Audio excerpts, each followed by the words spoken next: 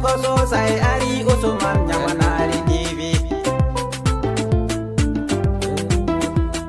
Ali Barka kedua bakar an musa bandu gudari aku tuh garansi Allah wala passe nena ya baba ma garanti ko gemu ko tetu awa babira babira ko kularu ko babira awa kularu wala ko duwana kularu ko ladde woni ko mungu ko faru woni awa ko ladde wonda passe ida albe ma da bungana mi passe ko andi ta nena ya baba ko mai wala passe ko wonda halde ko mungu do ibrahim min e modi ibrahim ari kamare and kan wodi wala manti aku dia maju dari hukumat istimewa harun hado mereka dibilang ya itu bagaimana ya itu esken aku dengar tentang itu subhanallah apa lagi yang muda oi angan data minum ya arun cara kakor ko tuh dari dawa di dumbesu la ilaha illallah iyo anata tahu tulis inna la ilaha illallah minna kala la dari gorko dawa imbesu kota Ibrahim rasta kono rasta tigi kono watari kono ni rasta bigo ya wanigi no kono miru hamu mai talibe ye ya talibe bu bandi nekki afiya ko ñu bandi miro alla bandi di safidwa ya say garam ba pala xamna li la moy lon sa papa la wax mala sa yaay sama yaay yow da nga duru ak bubu ko nga may ñalan après da ngay xaar yow da ngay xaar du après ngay waxtan modi ibrahima ngay waxtan modi bu reey ma ndo modi ibrahima ci werna da fi yalla babe ngando bay day bertu de parce que bertay joni subhanallah bab ma ci ma yarti baba ngartay de do ar wona ngi billahi ko yonne Allah danila gande kadi ko do ay wata wuccu wayo nende biyo warayla wodi ko tay brema acireni ci yalla wala taala boy dari koy billahi ko tay brema dare to don tu sammi taw billahi wata dara do bobu dare mina ngandi ko pere di boni wondi ko parce que do milani no wata ka samburer ke so ko dum wadi billahi dum bibi fop no gondo no viviri du ko wi modi do bewu do mai ndi ko en ko ni ko koti fi ma wara landa ande di koti awa yali ni yati dai di mi yani amita auta amana ngoda so ngoda bai na ta mi dai da ba antu mi fala ba mu do ni kina godo godo awa ma dibu ka dibu de Allah dibu de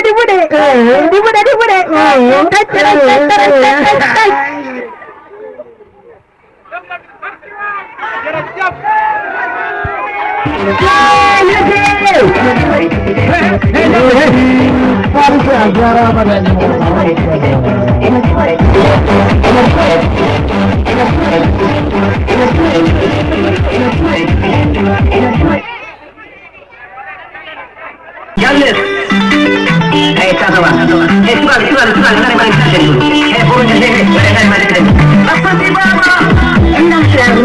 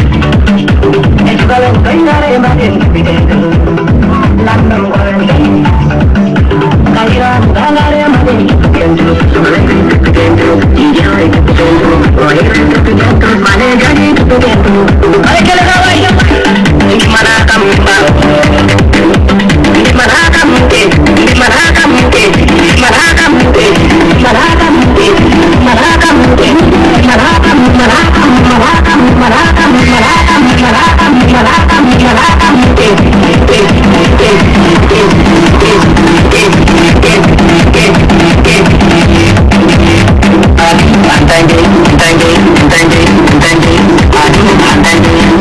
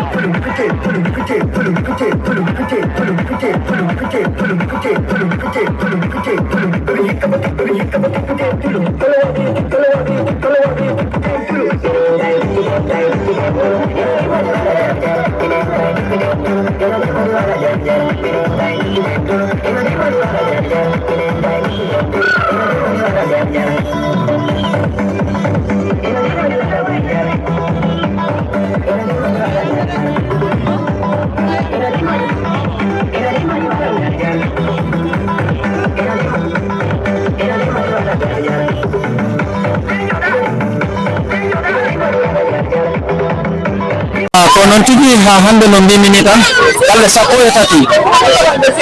janvier hitande ujunnaje nogas e nayyi ɗo e nder Kulay leydi Sénégal programme mawɗo jamma cosaan e aada ɓiɓɓe fulɓe ha han oɗo bandirawo debbo haala inde makko yettode makko eno yiiri kadi programme o jiiɗum programme o yooɗi feewi on calminama inde maɗa Mariama Ba ok Mariama Ba mbiɗa programme o yooɗi feewi wonanima weltare kadi mawde eyi waɗi weltare noon de voilà musidɓe tedduɓe o nani ko Mariama haali ko o wi programme o weeli ha hande a jarama ɓe beltima musidɗo holno jiiɗa programme o ina yoori feewi calminama wallahi mi weltima ɗum ɗon meɗen jiiɗi kala indema e yettode ma beele ƴeewoɓe Jamana TV mbawma hettinde janggo ɗum ko Dawda Sow wiyetemi wallahi Dawda Sow wuuro Saare Honde Jeera Kulay Bala ok Dawda Sow kon to wuuro wiyetengo Kulay Bala min beltima jombate goɗɗo ɗum noon ha hande eɗen jaada e Jamana TV ɗum noon eɗen ɗo pentoniri e debbo guenaɗo gonɗaɗo kadi wiyeteɗo Fatoumata Sow kanko woni ardiɗo kadi cosaan o kala indema e yettode ma hono jiiɗa kadi programme o an Fatoumata jalta seeɗa yimɓe jiima programme o sina yooɗi o ari e jaam yo hodde e jaam programme o feewi min beltima weltare waɗi saare nde fof weltima kala garɗo e jaam yo hoode jaam kala ko jiiɗa ari ɗo ko sabu fittande amen addi kala ko ari ɗo yo hodde jaam ɓe jarama koɓe moƴƴuɓe programme o weeli jarama ok musidɓe tedduɓe o nani ko Fatoumata haali o weltima min gari e jam men kota e jam programme o fuɗɗorima bisimillahi o gayintorima kadi alhamdulillahi hare waɗani duko waɗani sonko waɗani yimɓe gari e weltare kadi sakama kadi e dow weltare ɗum min Fatoumata Sow Ñamana TV kadi weltanimama e jaɓɓugal ma e amen ha hande meɗen beltano kadi kanko Samba Sabali mo ganduɗa kanko woni sababu amen arde ɗo Samba Sabali men mbawtama e hidde ɗum noon eɗen jaada kadi e ɓeɗo kono mbaɗa wasiyade sukaɓe maɗa amoɓe cosanɓe mbawmi wasiyade sukaɓe ma hen mbawɗaɓe haalande no ɓe mbawata nafirde hoore mabɓe ɓe mbawata rentorade kadi hono fitinaji min kay ko mbawmi wiyta yoɓe nangu dengal ɓe jokkodira ha tiiɗa ɓe mbaɗa kawral sabu aduna o han kala ɗo wona ko kawral ɓuuri welde jere ala ko nafata ko kawral ɓuuri welde eyyi ko kawral ɓuuri welde salmini voilà ko noon tigui ɗum noon ha hande Samba wi mo weltata hen Sako Sow pulle Sow ganda noon Samba Sabali wi ne weltanoma o weltanimama e oɗo programme bandirawo debbo indema yettodema holno jiiɗa kadi programme oɗo hande programme o yooɗi weeli yonta indema yettodema Binta Sy ok Binta Sow a jarama Binta Sow wi programme o weeli e ɗum noon ha hande kala anne inde maɗa Mariama ok Mariama Ba mi yiɗo yimɓe oɗon moori oɗon mbaɗi ñaaƴe Mariama onon jiiɗa programme o hande yooɗi feewi eɗen jiya woɓɓe ito ɓawo to kamɓe ne ɓe ɓatto eɗen coyiɓe to yeeso ga ɓe mbawa arde ɓe kaala kamɓe ne holno ɓe jiiri programme o Ñamana TV ɓerani tan ko potale pewal kadi kulturaji fulɓe kadi ok voilà bandirawo debbo a jarama joni kala indema yettodema holno jiiɗa programme o jeeyi programme o ka yooɗi min beltima e dow garal mon ngal ɗum ko Kadiatou mbiyete miɗo yette Sow Kadiatou Sow sare onde jeeɗa jeeya Kulay Bela Kadiatou Sow toon to Kulay Bela o wi programme o weeli ɓe beltima kadi men gandi o beltima saabu men jiiɗo hare min jiiɗo tan ko weltare gila men gari gila to galleji hano men gardi gani wona to sukaɓe worɓe wona to sukaɓe rewɓe ko jam tan men jii meɗen weltani kadi Kulay naɓe ko takki Kulay ɗum nana jarama bandirawo debbo men beltima oɗo wi kanko ɗum noon ha hande ɓe garta oɗo bandirawo debbo holno jiiɗa programme o mon jirimbo tana feewi yooɗi ɓamta yeeso ma ngo ƴeewa caméra o saabu beele ƴeewoɓe mawma andude yentiyomen han feewi yooɗi cosaan o cappi voilà ɗum noon a weltanama indema yettode ma Takkoba Simmandial Takkoba Simmandial a weltanama an a ari e jaam jaaha kota e jaam o a wawa ɗoɓattade anne woɗa ko kalɗa seeɗa ko jiiɗa ok ɗum noon musidɓe tedduɓe yeɓɓe Ñamana TV jehon to YouTube walla to TikTok mbaɗon abonné subscribe on mbawat yiide programme Ñamana TV no hannirta noon gila A to Z vous voyez tous les programmes de Ñamana TV donc les familles nous sommes très fiers de la population de Kulay alhamdulillah rabbil alamin Fatoumata Sow joni wasi min beltima golle mon ɓe on jarama min gari jam min kota e jam wuddana en yeeso a jarama onon kadi on jarama ko moƴƴude on gari o jaam yon koto jaam eyyi ɗo kay hanti Ñamana TV hanti en nangodiri nene goto bawa goto so Allah jaaɓi yo Allah wat jaam Allah waɗa kawral salmini ok musidɓe tedduɓe on jarama jeehe to TikTok walla to YouTube bindon Ñamana TV ñoƴƴiret ma on ji programme ɗi A to Z. Thank you very much the family, just go to the Ñamana TV, subscribe and you take number 1 to see the program of Ñamana TV. Allez.